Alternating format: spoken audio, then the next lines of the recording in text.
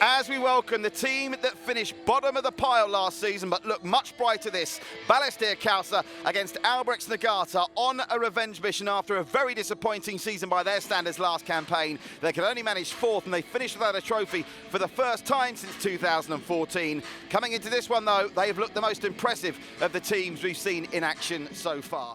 Not the ideal position right through the middle, but they drifted in. And they look for the head that they find, and it's a great chance for the opening goal! The flag stays down, and Balestier Khalsa has scored their first goal of the season. Well, this is what Balestier Khalsa have to do. Really well won in the air. I think it might have been Fradley rather than Khalili that got the initial header in. But for once, it was Albirex Niigata that weren't sure, and the ball was raging towards the goal of Kayakawa. And converts for Balestier Khalsa's lead. Hiroshima, the Albirex Niigata fans trying to get behind the Japanese here. Another good delivery, and the equaliser comes 6 minutes in to the second half. And it's a Singaporean that scored it, as it no. The goal scored by the substitute. Well, what do I know? Questioning Shigatomi's decision to take off Daniel Go.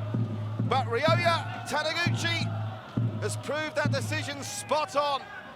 And Balestier's lead has lasted less than 7 minutes into the second half. The ball heads that well. Nice takedown from Haswan over the top, looking for Hoshino. Hoshino could be in here. Hoshino! Oh my word! Well, Zuzu had nothing to do with it. But seconds after his introduction, Shuhei Hoshino, after great work from Haswan, regains the lead for Balestier. And the Japanese have to come from behind again. What a score!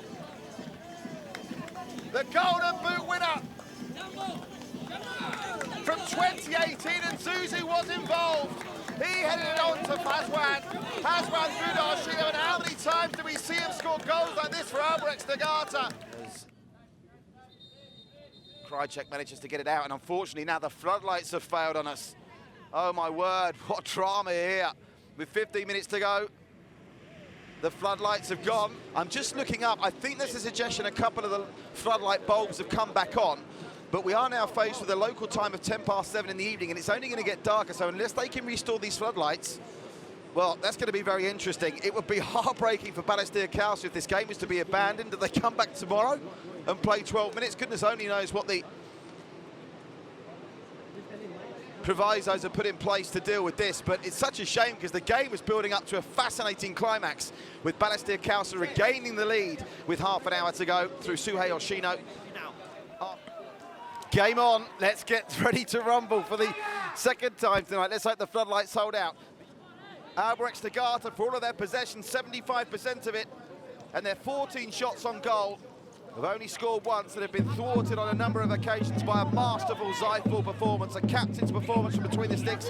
Remember, there was one, and they're in again here. Zuzu and Hoshino wait in the middle. Can they get it back to Zuzu? Oh, blocked! With a keeper beaten, that would have been game, set, match. A desperate clearance from Albirex Niigata.